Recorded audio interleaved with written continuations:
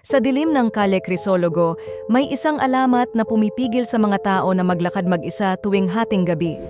Sinasabing, kapag tahimik ang buong kalye at tanging tunog ng hangin at yapak mo lang ang naririnig, bigla kang makakaramdam ng malamig na simoy na tila may sumusunod sa'yo.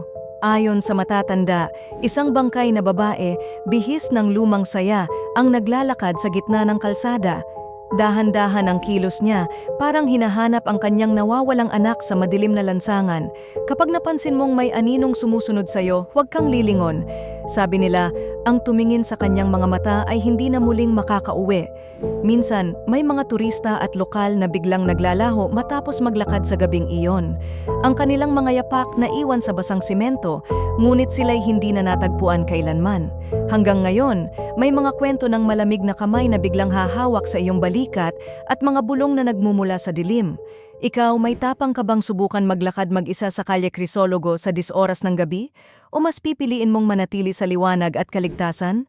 Sagutin sa comments kung ikaw ay naniniwala sa mga kwentong ito o kung may sariling karanasan kang nais ibahagi.